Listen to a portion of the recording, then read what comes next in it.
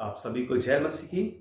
मैं पास्टर आशीष में से एक बार फिर से इस बाइबल स्टडी में आपका स्वागत करता हूं। और आज का हमारा अध्ययन का विषय है प्रार्थना। और प्रार्थना का ये भाग 2 है। हमने इससे पहले एक और वीडियो अपलोड किया था जो भाग 1 था।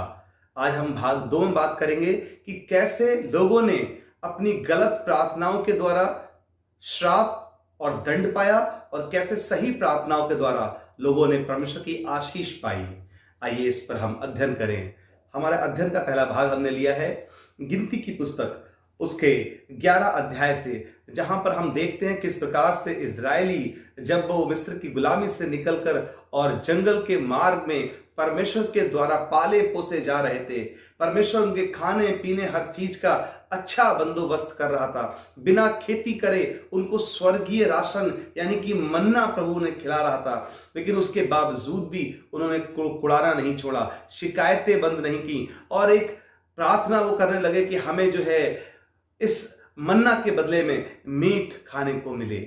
और उनकी प्रार्थना सुनी गई। लेकिन उसका परिणाम क्या हुआ, आइए देखते हैं। पवित्र शास्त्र बाइबल की पुस्तक गिनती उसके 11 अध्याय पद 31 से और 34 तक हम पढ़ेंगे। वहां लिखा है, तब यहोवा की ओर से एक बड़ी आंधी आई और वो समुद्र से बटेरें उछाल के छावनी पर उसके चारों ओर इतनी ले आई कि वे इधर उधर एक दिन के मार्ग तक भूमि पर 2 हाथ के लगभग ऊंचे तक छा गए। 2 हाथ तक ऊंचे ऊंची बटेरें छा गई पूरे मार्ग के अंदर। और लोग उठकर उस दिन भर और रात भर यानी पूरे 24 घंटे वो उन्हें बटोरते रहे। जिसने कम से कम बटोरा उसने 10 होमेर बटोरा और उन्होंने उन्हें छावनी के चारों ओर फैला दिया। मांस उनके मुंह में ही था और वे उसे खाने ना पाए थे कि यहोवा का क्रोध उन पर भड़क उठा और उसको उसने बड़ी मार से मारा।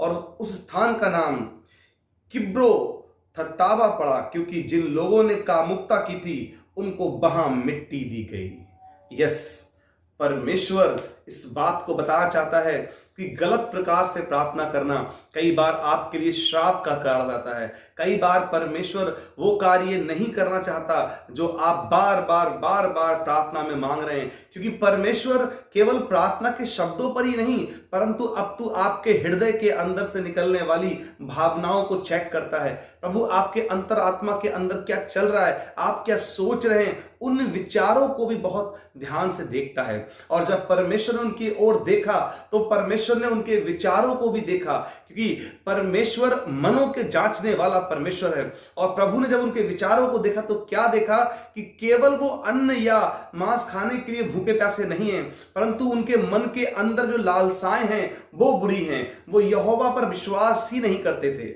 जब मूसा 40 दिन और 40 रात के लिए परमेश्वर के द्वारा आज्ञा पाने गया था, पटियाए लेने गया था, पत्थर पे कानून लिखा हुआ, तब भी वो लोग उधर नीचे पहाड़ के कामुकता करने लगे। एक मिली जुली भीड़ उनके साथ थी और वे लोग क्या कर रहे थे, बछड़ा बनाकर उसकी वर्शिप कर रहे थे। वे नाच गा रहे थे, बड़े धूमधाम से अपने जश्न मना रहे थे। और उस वक्त भी परमेश्वर का क्रोध भड़क उठा था। और ठीक यहां पर भी ये लोग प्रभु के धन्यवादी होने की जगह अपनी कुड़कुड़ाहट भरी प्रार्थना कर रहे हैं। एक ऐसी प्रार्थना कर रहे हैं कि प्रभु हमें तो यहां मारने के लाया है, हमारा तो जी अतंगिया गया इस मन्ना को खाते खाते। हमें तो मिस्र की तरह यहां पर भी क्या चाहिए, मीट मछलियां खाने को चाहिए। और परमेश्वर ने उनके कुड़कुड़ाने को सुना, उनकी प्रार्थना को सुना तो सही, लेकिन जब परमेश्वर ने उनके हृदय में झांका तो परमेश्वर ने अपने लिए आदर नहीं पाया। परमेश्वर ने उनके मनों के अंदर कामुकता पाई, परमेश्वर ने उनके मनों के अंदर कठोरता पाई और प्रभु की परीक्षा वे बार बार करते थे। प्रभु के दास मूसा को मारने को लेते थे और इसलिए परमेश्वर ने वहां पर क्या किया, इतनी ढेर बटेरें भेज दी कि 2-2 हाथ ऊंचे तक मार्ग में बिछ गई। और वो ढेरों पकड़ते रहे, पूरा दिन पकड़ते रहे, पूरी रात पकड़ते रहे। और परमेश्वर ने उनको कैसा देखा, निंदा ही देखा। फिर भी वो परमेश्वर के प्रति क्या धन्यवादी नहीं हुए, विश्वासी नहीं हुए। और वे इतनी अधिक बटोर रहे थे जैसे दोबारा अब उन्हें कभी खाने को नहीं मिलेंगी। ये बात परमेश्वर को बहुत बुरी लगी कि मैं इतना सब कुछ इनको अच्छा से अच्छा खिला रहा हूं, इतना अच्छा इनके लिए उपाय कर रहा हूं, उसके बावजूद भी इनके मनों के अंदर अभी तक संदेह है। ये सोच रहे हैं क्या पता कल हमें मिले या ना मिले, इसलिए आज ही हम ढेर सारा बटोर कर रख लें। और उनके अविश्वास के कारण, उनके मन में चलने वाले संदेह के कारण, परमेश्वर के प्रति धन्यवादी ना होने के कारण एक गलत प्रार्थना उनके मन में हो रही थी, जो बार बार उनके विचारों को परमेश्वर देख रहा था। इस कारण प्रभु का क्रोध उनके ऊपर भड़क उठा। परमेश्वर ने उन्हें आज्ञा तो दी, लेकिन साथ साथ दंड भी दिया। उनकी प्रार्थना का उत्तर तो उन्हें मिला, लेकिन साथ साथ क्या आया? उनके ऊपर दंड आया। प्रभु का प्रकोप उनको भड़क उठा। आज मेरे प्रियो, कई बार हम और आप भी ऐसे ही गलत प्रकार की प्रार्थनाएं करते हैं। कई जवान युवा लड़के लड़कियां एक अन्य जो हमारे जाति के लोग हैं, अन्य जाति के लोग, उनके साथ शादी के बंधन में बंधने के लिए प्रार्थना करते हैं। एक नॉन क्रिश्चियन फैमिली में जाना चाहते हैं। कई लड़कियां, कई लड़के अपने मनपसंद शादी करने के लिए प्रार्थनाएं करते हैं, फास्टिंग करते हैं, और वो सोचते हैं ऐसा करना उनके लिए बहुत अच्छा है। और वो आगे जाकर परमेश्वर जब उनकी प्रार्थनाओं का उत्तर उनको दे देता है, बहुत बार उनके पासवान को समझाते हैं, परिवार के लोग समझाते हैं, कई प्रभु के दास दासियां उनको जाकर समझाने की कोशिश करते हैं कि बच्चे ऐसा मत करो, लेकिन वो अपनी प्रार्थनाएं नहीं छोड़ते, उपवास रखते हैं, फास्टिंग प्रेयर करते हैं। और एक समय आता है कि प्रभु कहता है ठीक है, मैं तुम्हारी प्रार्थना का तुम्हें उत्तर दूंगा। और परमेश्वर उनकी प्रार्थना का उत्तर उन्हें दे देते हैं, और उस व्यक्ति के साथ वो विवाह बंध जाते हैं। लेकिन उसका परिणाम क्या होता है? आने वाले समय में भयंकर परीक्षाएं, भयंकर दिक्कतें, परेशानियां, बीमारियां और झगड़े, और कई बार ऐसे रिश्ते बाद में अलगाव की ओर चले जाते हैं मेरे प्रियो, क्योंकि खुदा की उसमें मर्जी नहीं थी, आपने अपनी मर्जी पूरी की है। कई बार परमेश्वर आपको वो देना चाहता है जो आपकी सोच से बढ़कर है, लेकिन आप उस वस्तु को मांग रहे होते हैं जो आपके लिए हानिकारक है। परमेश्वर ने वचन में कहा है, मैं तुम्हारे लिए जो योजना बनाता हूं वो तुम्हारे लाभ की है। यिर्मयाह 29:11 में शायद ये पद है कि जो योजनाएं, कल्पनाएं मैं तुम्हारे विषय करता हूं वो तुम्हारी हानि की नहीं परंतु कुशल ही की हैं। लेकिन हम अपनी प्रार्थनाओं में उन वस्तुओं की मांग करते हैं परमेश्वर से जो हमारे हानि की होती हैं। वो योजना, वो प्लानिंग जो परमेश्वर की योजना नहीं है, हम उसके अनुसार मांगते रहते हैं, और एक दिन परमेश्वर तंग आकर आपकी प्रार्थना का उत्तर आमीन में दे देता है। क्योंकि परमेश्वर जानता है ये चीज आपके लिए हानिकारक है, लेकिन उसके बावजूद भी प्रभु कहता है मांगो तो तुम्हें दिया जाएगा। इसलिए प्रभु अपने नाम के निमित्त जो वायदा उसने कर दिया है कि मांगो तो तुम्हें दिया जाएगा, इसलिए वो हमारी प्रार्थनाओं को सुनकर और उत्तर देता है। लेकिन हम कई बार गलत प्रार्थनाओं के द्वारा अपने लिए नुकसान उठाते हैं। इसलिए मेरे प्रियो, खुदा पर विश्वास रखिए, ट्रस्ट रखिए, जो उसकी योजना है उसके अकॉर्डिंग मांगिए तो आपको सब कुछ अच्छा मिलेगा। आइए एक और एग्जाम्पल देखते हैं बिलाम की जिंदगी का, जिसने परमेश्वर के लोगों को श्राप देना चाहा और खुदा के दूत ने उसके साथ क्या किया। आइए देखें गिनती की पुस्तक उसके 22वें अध्याय और पद 12 और 21 और 22 पद हम यहां पढ़ेंगे। 12 पद को पहले पढ़ेंगे और उसके बाद में 21 और 22 पद पढ़ेंगे। यहां लिखा है, परमेश्वर ने बिलाम से कहा, तू इनके संग मत जा, उन लोगों को श्राप मत दे, क्योंकि वे आशीष के भागी हो चुके हैं। जब ये लोग जो इजरायली थे मिस्र की गुलामी से निकल कर आए और राजाओं को जीतते हुए ये कनान देश जा रहे थे, उसी रास्ते में राजा बालाक ने एक योजना बनाई कि क्यों ना मैं बिलाम को, जो खुदा का एक नबी था, जो कुछ वो जिसको देता है, यानी श्राप देगा तो श्राप लगेगा, आशीष देगा तो आशीष लगेगी, तो उसको बहुत लालच देने के लिए अपने सैनिक भेजता है, अपने कर्मचारियों के द्वारा बुलवाता है। लेकिन परमेश्वर 12वें पद में उससे कहता है कि तू इनके संग मत जाना, क्योंकि जिनको मैंने आशीष दे दी है उसको तू श्राप नहीं देना। लेकिन फिर भी बालाक जो है जब भेजता है लोगों को, और बिलाम के मन में लालच आ जाता है, वो पैसे, वो जेवरात, वो सोना चांदी, वो सारे गिफ्ट्स देखकर उसके मन में बड़ा लालच आता है और वो बार बार प्रार्थना करता है, प्रभु आप मुझे बताएं, एक बार फिर मुझसे बात करें, प्रभु मुझे जाऊं कि ना जाऊं। और प्रभु उसके मन को समझ जाता है कि ये लालच में आ चुका है, ये मेरी चुनी हुई कौम को आशीर्वाद देने की जगह श्राप देने जा रहा है। और इसलिए प्रभु ने उसके मन के लालच को देखते हुए उससे कहा, यहां पर लिखा हुआ है गिनती की पुस्तक 22 अध्याय और मैं पढ़ रहा हूं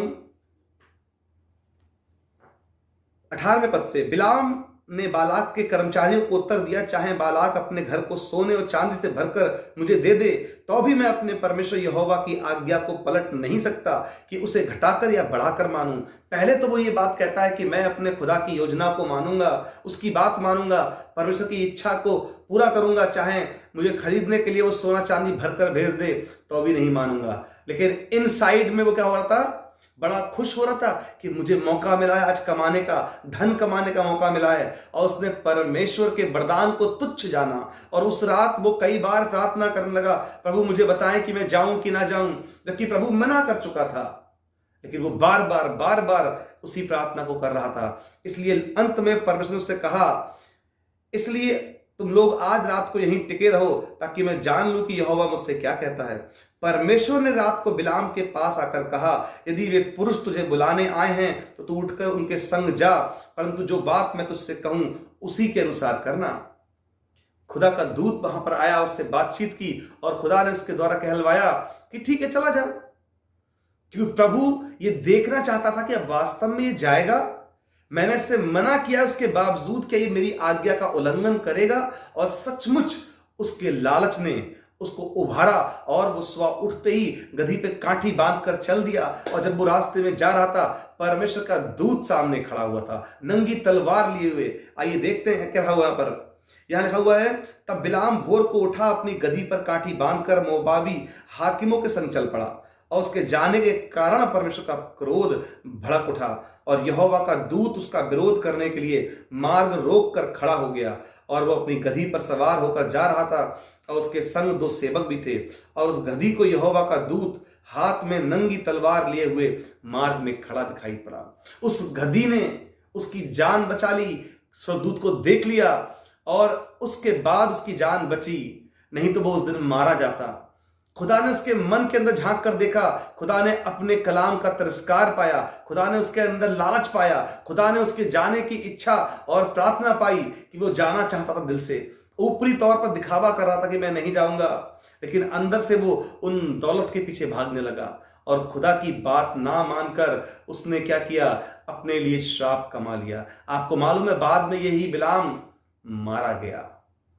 इसने खुदा की बात नहीं मानी और इसने खुदा के लोगों के आगे कांटे बोए और दूसरे लोगों को गलत शिक्षाएं दी और उनसे कहा कि अगर तुम इजरायलियों के आगे औरतों को भेजोगे और औरतें उन्हें अपने वश में करके अगर वो मूर्ति पूजा करा के और उन्हें वो मांस खिलाएं, भेंट का मांस, बलिदान का मांस, तो वो कमजोर हो जाएंगे और यहोवा उनके मत से चला जाएगा और तुम उन पर विजय हासिल करोगे।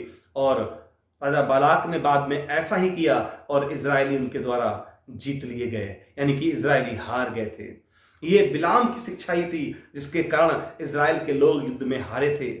उसकी चतुराई और उसकी चालाकी ने इजराइल के लोगों को हरवा दिया था। हाँ मेरे भाई बहन, लेकिन बाद में यही बिलाम मारा भी गया। इसने अपने लिए धन की ओर देखा, संसारिक वस्तुओं की ओर देखा और इसने अपनी जान गंवा दी।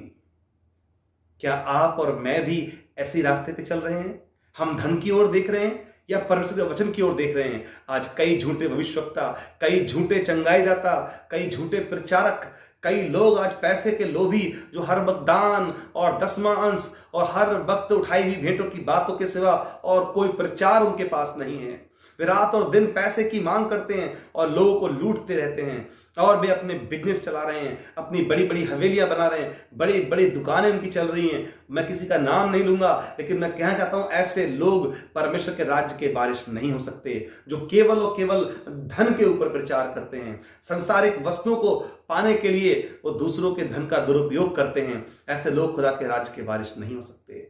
आज सावधान हो जाइए, यदि आप मसीही व्यक्ति होकर भी धन के पीछे भाग रहे हैं, संसारिक वस्तुओं के पीछे भाग रहे हैं, अपनी प्रार्थनाओं में केवल आप यही रिक्वेस्ट रखते हैं कि मुझे धन मिल जाए, मुझे ये मिल जाए, मुझे संसारिक वस्तुएं मिल जाएं, तो आप गलत ट्रैक पे जा रहे हैं। आप सही ट्रैक पे आइए। कलाम आइए एक चीज और देखेंगे। हम जब देखते हैं कि सही प्रार्थनाओं का भी जवाब मिलता है और प्रभु कैसे सही प्रार्थनाओं का सही जवाब देता है, सही उत्तर मिलता है और कैसे हमें ब्लेसिंग्स मिलती हैं, कैसे हमें आशीष की प्रार्थना मांगनी चाहिए। आइए देखें दूसरा इतिहास 1 अध्याय 10 और 12 पद देखेंगे। कैसे राजा सुलेमान ने अपने लिए क्या मांगा और खुदा ने साथ में उसको क्या दे दिया।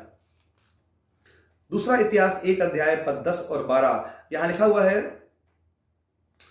अब मुझे ऐसी बुद्धि और ज्ञान दे कि मैं इस प्रजा के सामने अंदर बाहर आया जा करूं, क्योंकि कौन ऐसा है कि तेरी इतनी बड़ी प्रजा का न्याय कर सके। परमेश्वर ने सुलेमान से कहा, तेरी जो ऐसी इच्छा हुई है, अर्थात तूने ना तो धन संपत्ति मांगी है, ना ऐश्वर्य, ना अपने बैरियों का प्राण और ना अपनी दीर्घ आयु मांगी, केवल बुद्धि और ज्ञान का वर मांगा है, जिसे तू मेरी प्रजा का, जिसके ऊपर मैंने तुझे राजा नियुक्त किया है, न्याय कर सके। इस कारण बुद्धि और ज्ञान तुझे दिया जाता है, और मैं तुझे इतनी धन संपत्ति और ऐश्वर्य भी दूंगा जितना ना तो तुझसे पहले किसी राजा को मिला और ना तेरे बाद किसी राजा को मिलेगा। Praise the Lord. यहां परमेश्वर ने चॉइस कहा उससे कि मांग सुलेमान, तुझे क्या मांगना है। और सुलेमान ने क्या मांगा कि प्रभु मुझे बुद्धि और ज्ञान दीजिए कि मैं आपकी प्रजा के बीच में राज्य कर सकूं, उनका न्याय कर सकूं, उनके लिए अच्छे अच्छे काम कर सकूं। और इस बात से खुश होकर परमेश्वर ने उसको ज्ञान और बुद्धि दी, क्योंकि उसने स्वार्थ भरी प्रार्थना नहीं करी। उसने इसलिए ज्ञान नहीं मांगा कि मैं सबसे ज्ञानी हो जाऊं, सबसे अधिक बुद्धिमान हो जाऊं, इसलिए ज्ञान नहीं मांगा, वरन उसने दूसरों के हित के लिए ज्ञान मांगा, प्रभु के राज्य के लोगों के लिए ज्ञान मांगा, प्रभु की चुनी हुई प्रजा इजराइल का न्याय करने के लिए ज्ञान मांगा, उसका संचालन करने के लिए, उसकी सुरक्षा करने के लिए ज्ञान मांगा। आज आप किस लिए ज्ञान बटोर रहे हैं? आज अपने आप से क्वेश्चन पूछें। आज कई प्रभु के दास दासी केवल अपना नाम करने के लिए ज्ञान का बखान करते हैं। वो अपनी नॉलेज को ऐसे बयान करते हैं कि उनसे ज्यादा कोई नॉलेज वाला नहीं है। लेकिन मेरे प्रियो, ये आप किसके लिए करते हैं? आपका इंटेंशन क्या है? प्रभु ज्ञान के खिलाफ नहीं है। जैसे अंधकार से उजाला उत्तम है, वैसे ही ज्ञान अज्ञानता से उत्तम है। लेकिन आज उस ज्ञान को आप किस रूप में अपने लिए प्रयोग कर रहे हैं? क्या आपका इंटेंशन क्या है? यह प्रभु जानना चाहता है। परमेश्वर ने सुलेमान की जो विनती सुनी, उसने केवल ज्ञान मांगा, लेकिन परमेश्वर ने उसके इनसाइड में झांक कर देखा, उसके शब्दों पर गौर किया। उसकी प्रार्थना में शामिल यह था कि प्रभु जब आप मुझे ज्ञान देंगे, बुद्धि देंगे, समझ देंगे, तब मैं आपकी प्रजा का न्याय कर पाऊंगा, तब मैं उनका सही उचित रीति से देखभाल कर पाऊंगा, मैं उनकी सुरक्षा कर पाऊंगा, मैं उनके लिए अच्छे नियम और कानून बना पाऊंगा। प्रभु आपके राज्य को तब मैं संभाल पाऊंगा आपके ज्ञान के द्वारा। इसलिए प्रभु ने उसे ज्ञान दिया, इसलिए नहीं कि वो खुद की महिमा पाए, कि लोग ये कहने पाए कि सुलेमान बड़ा सामर्थी था, बड़ा ज्ञानवान था। उसने अपनी महिमा कराने के लिए ज्ञान नहीं मांगा, प्रभु के राज्य को संभालने के लिए, उसकी बातों को लोगों को सिखाने के लिए, उसके नियम और विधियां पालन कराने के लिए उसने ज्ञान मांगा था।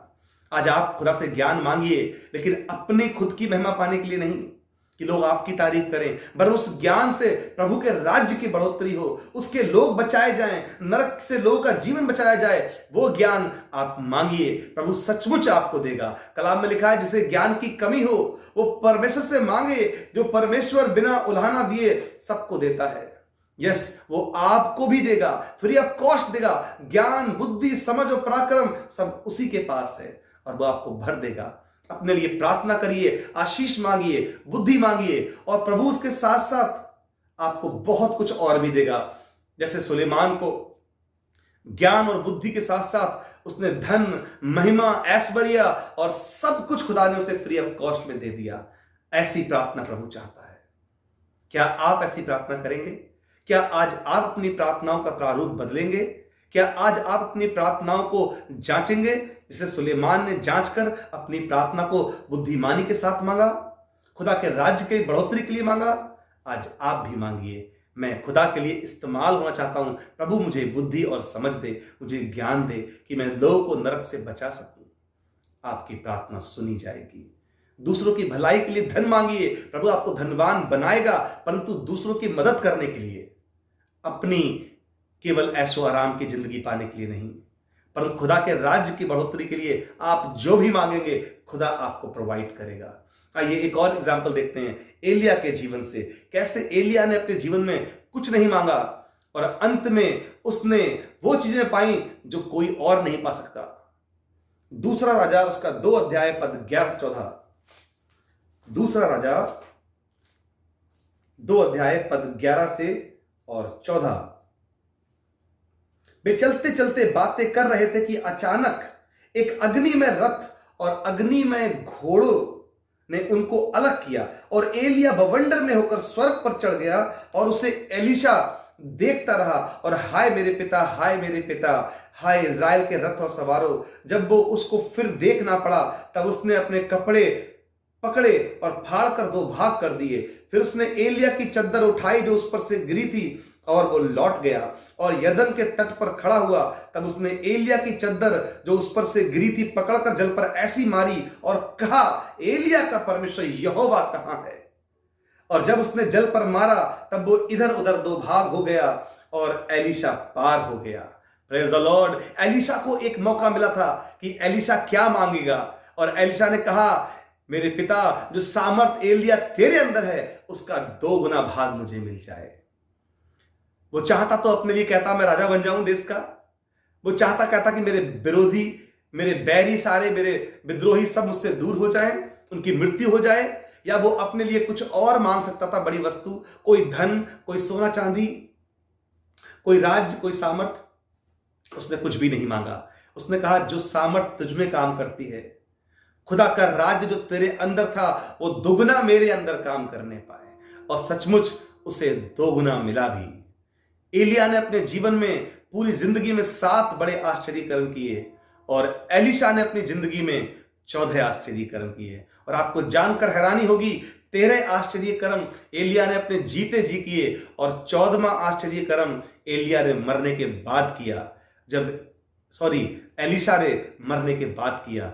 जब एलीशा मर गया तब तक 13 आश्चर्य कर्म उसकी जिंदगी में हुए थे। लेकिन मरने के कुछ सालों बाद एक व्यक्ति की मौत हुई उस नगर में और उसकी लाश को लाकर एलीशा की कब्र में रखा गया। और जैसे ही एलीशा की हड्डियों से उसका बदन टच हुआ, उसके बदन से सामर्थ निकली। एलीशा की हड्डियों ने उसके मरे हुए जिस्म में जान डाल दी और वो जीवित हो गया। ये 14वां आश्चर्य कर्म था जो एलीशा को किया गया। यस, मरने के बाद भी परमेश्वर ने उसको डबल पोर्शन पूरा किया। आज खुदा आपके लिए भी योजना बनाता है, आपको भी दूना भाग देना चाहता है। क्या आप लेना चाहते हैं? आपकी प्रार्थना में क्या शामिल है? आप क्या मांगना चाहते हैं? एलीशा ने अपनी पूरी जिंदगी में कुछ नहीं मांगा, लेकिन उसने कहा, एलिया का दूना सामर्थ मुझे मिले। आज आप किस चीज की मांग करते हैं? यह आप पर डिपेंड करता है। एलिया ने अपनी जिंदगी में ना कभी धन मांगा, ना कभी रथ मांगे, ना घोड़े, ना राजा बनना चाहा, ना कोई माल और दौलत चाहिए। लेकिन जब उसे दिया गया अंत में तो क्या मिला? उसको लेने के लिए स्वर्ग से स्वयं परमेश्वर के दूत आए, रथ आए, अग्नि में घोड़े और सवार आए। ऐसी वस्तुएं मिली जो स्वर्गीय वस्तुएं थी। संसार में और किसी को ये नसीब नहीं हो पाई। केवल 2 व्यक्ति हैं जिनको शायद ये मिल पाई हैं। पहले हनोक हैं और दूसरे एलिया नबी हैं और तीसरे स्वयं हमारे प्रभु यीशु मसीह हैं, जो तीनों ही जीवित उठा लिए गए। यस, एलिया ने अपने जीवन में इन चीजों की मांग नहीं की। वो बड़े दुख में जिंदगी काटते रहे, लेकिन परमेश्वर से प्रार्थना करते रहे, प्रभु मुझे उठा ले, अपने राज्य में जाने हैं। और सचमुच परमेश्वर ने उसे बहुत आशीषित किया। आज हमें क्या चाहिए? हम आज धन के पीछे भाग रहे हैं। हम आज दुनियावी सांसारिक वस्तुओं की मांग करते हैं प्रभु से, लेकिन हम भूल जाते हैं कि ये सारी वस्तुएं तो कुछ ही दिनों की हैं, लेकिन प्रभु के राज्य हमेशा का है, उसकी सामर्थ हमेशा की है। उसके आत्मिक वस्तुओं की मांग करें जो हमारे जीवन के बाद भी काम में आने वाली हैं। इसलिए प्रिय भाई बहनों, मैं चाहता हूं कि आप और मैं अपनी प्रार्थनाओं का प्रारूप जांचें। हमें सब कुछ पाना है, अगर संसार में भी हमें अगर सामर्थ चाहिए तो उसके लिए हमें सबसे बड़ी एक चीज की मांग करनी है। हमें प्रार्थना में क्या मांगना चाहिए? हमें धन दौलत नहीं। अगर हम चाहते हैं कि हमारे आत्मिक विचार बदल जाएं, हमारा जीवन बदल जाए, अगर हम चाहते हैं हमारी सामर्थ हमारे अंदर काम करे, अगर हम चाहते हैं कि जीते जी भी प्रभु का आत्मा हमारे अंदर काम करे और संसार में हम अद्भुत तरीके से इस्तेमाल किए जाएं, खुदा का काम हमारी जिंदगी में हो, हमारी जिंदगी बदल जाए, तो उसको बदलने के लिए सिर्फ एक चीज हमें मांगनी है। क्या आप जानते हैं वो क्या है? यस, आपने सही समझा, वो है पवित्र आत्मा, होली स्पिरिट। आइए उसके लिए हम एक पद पढ़ेंगे, लूका उसका 11 अध्याय पद 13। लूका 11 अध्याय और पद 13 में सिर्फ एक आयत पढ़ेंगे, जहां लिखा है, अतः जब तुम बुरे होकर अपने बच्चों को अच्छी वस्तुएं देना जानते हो, तो स्वर्गीय पिता अपने मांगने वालों को पवित्र आत्मा क्यों ना देगा। यस मेरे प्रिय भाई बहन, यदि आप और मैं बुरे होकर अपने बच्चों को अच्छी अच्छी वस्तुएं देना जानते हैं, तो हमारा स्वर्गीय पिता, हम अगर मांगेंगे उससे, तो पवित्र आत्मा क्यों ना देगा। जिस पवित्र आत्मा की भरपूरी के बगैर ना तो हमारा मन सुधर सकता है, ना ही हमारा जीवन सुधरेगा, ना ही उसकी उपस्थिति के बगैर हमारे अंदर कोई सामर्थ्य काम करेगी, और ना ही हमारे विचार बदलेंगे, और ना ही हमारा जीवन बदल पाएगा। तो आज अगर अपने मन, विचार और कार्यों को शुद्ध करना है, अगर खुदा के लिए इस्तेमाल होना है, अगर उसके राज्य के लिए काम करना है, तो सबसे बड़ी प्रायोरिटी है कि हम पवित्र आत्मा की मांग करें, और बगैर पवित्र आत्मा के हमसे कुछ नहीं हो पाएगा। तो होली स्पिरिट क्या है? मेन सोर्स है।